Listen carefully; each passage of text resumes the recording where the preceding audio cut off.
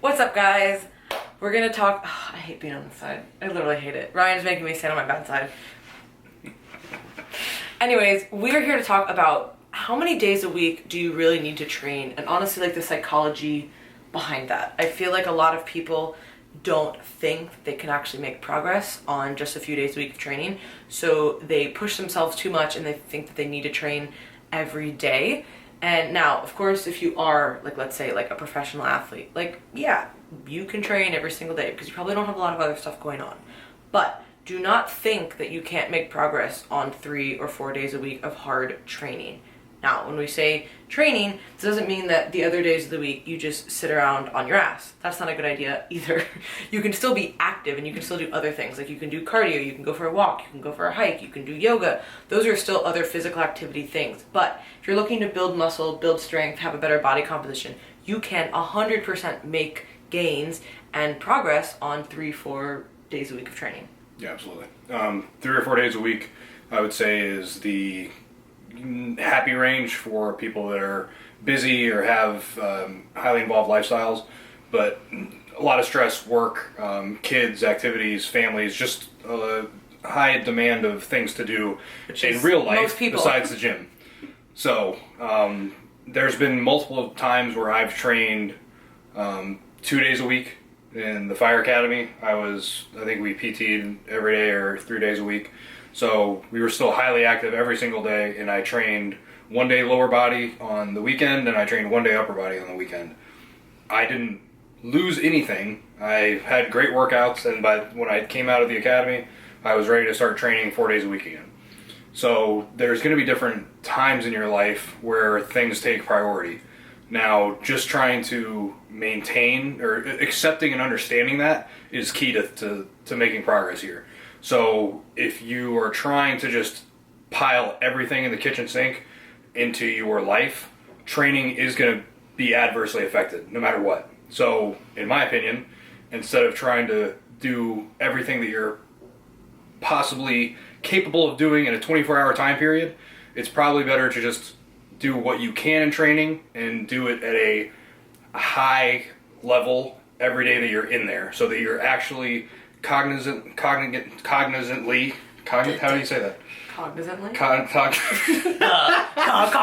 Cognizantly aware of what you're doing, and you're having good training sessions because you're focused and you're aware to put your energy into that training day. You're not dreading getting in there 4 days a week and trying to make something happen that just doesn't need to be happening. Or even like let's just say you are trying to, like, you think that you need to train 6 days a week, right? And you're going in there and you're having kind of shitty workouts. Well, why do that? Why not have 3 or 4 days of way better training? Honestly, I would say that for most, like, advanced kind of people, as far as, you know, whether like a physique athlete, which is kind of what I deal with most people do really well with like 4 to 5 days. 3 is going to work for some people. 6 is going to be really, really hard. Yeah. Particularly if you are in a calorie deficit at any point.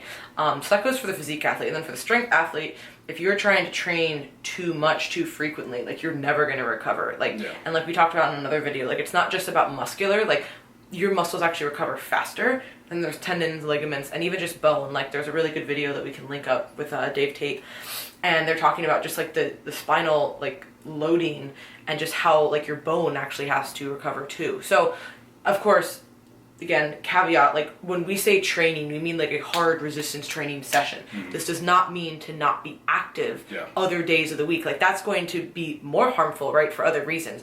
Don't be just like a slob kebab hanging out on your couch because we said don't work out every day.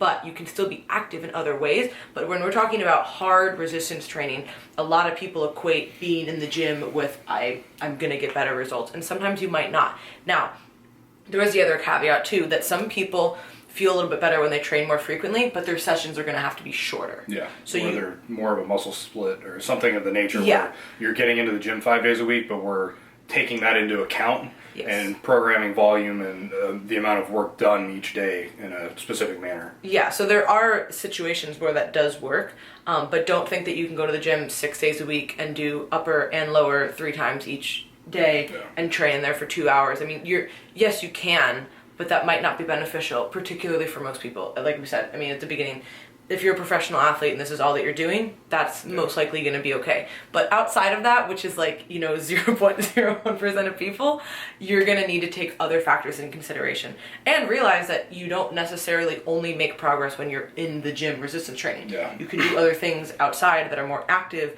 that are going to help with recovery, that are going to help with stress management, heart health, things of that nature that are really undervalued, I think, sometimes in like the training culture when it's just like more.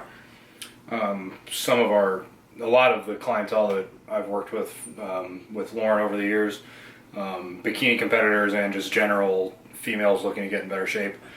A lot of the time, the girls come in and they want to train 5-6 days a week, and I prefer to usually start them on something that they're comfortable with. So I make limited amount of changes and then go from there. So I take whatever they're doing, modify it to make it better in my opinion, and then we move from there and make progress and changes as needed. The majority of all the girls have dropped to 4 days a week. It's just matter of fact. I've noticed this trend over time. There are a few that are still at 5 days, but for the most part, everyone that reduces to 4 has much better workouts. They notice the improvement in recovery. They're having better training sessions. They're able to push it harder each day that they're in the gym, and they're able to do what they need to do outside of the gym. So work, recovery, family, whatever's going on, they just seem to have a much better fit with their lifestyle with doing 4 days a week. Now, that just might be my observation, but for most people that have full-time jobs and or family, I'm going to say 3 to 4 days a week is plenty for you. Yeah, so just take that in consideration, guys. I know it's like cool to always be doing like more stuff, and just be like super hardcore, like no days off. I feel like that trend is finally going away, but it still is something like when I only work out 4 days a week. First thing people ask me when they find out, what I do, they're like, you work out every day? How long are you working out in the gym for? I'm like, that's like the smallest part, like to be completely honest. So it is just a general notion that you need to be in the gym for hours a day if you are trying to make progress. So that is false. If you want to train more, you need to reduce the load and the total amount that you do per session and focus on things outside of the gym. Like something that I've talked about recently really is like starting yoga. And I know it's like kind of silly because like, okay, that's not hard, but there are classes that are very hard. And anybody who does yoga knows what I'm talking about. The classes that are like fast paced, like vinyasa flow kind of stuff. So I'll do that once a week. And I know. Vinyasa flow. That's what it's called. I didn't just make that up. Anyways, I know you're not a yogi like me now, but I can do like one pose, which she wasn't even impressed about, which was very upsetting. Anyways, she like hugged her leg and then kicked my foot out. You can't even put your arm behind your back. Okay. Anyways, so stuff like that. So I'm training 4 days a week. I'm, trying to stay active with, a few walks and stuff here and there just to kind of get outside, get in nature, get blood flow going. And then also been adding in a yoga class like every 7 to 10 days. So don't think that the only progress you can make is training more days in the gym.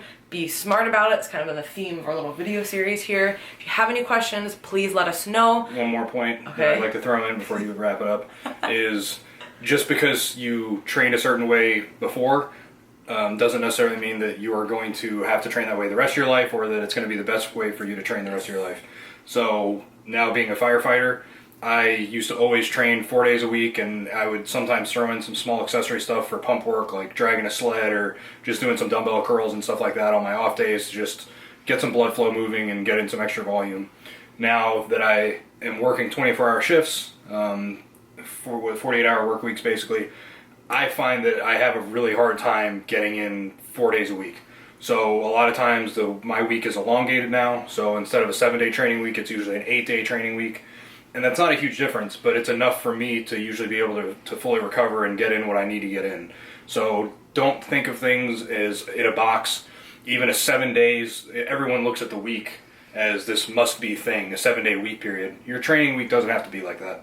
You can make it shorter, longer, whatever. So just know that however you used to train, it might not be applicable to you anymore because of your lifestyle factors. Yeah. So just think for yourself. Ask questions to people that know what they're talking about. Be cognizant. And I hope this helps you improve your training, Yeah, so please let us know if you have any questions, you guys. We really appreciate it. And if you've not already, please subscribe to the newsletter. It is free. You get 2 emails a week. They are not garbage. They are very informative. And you just go to teamlocofit.com, go to the top, subscribe, and you'll be on the list. Thank you guys. Pow.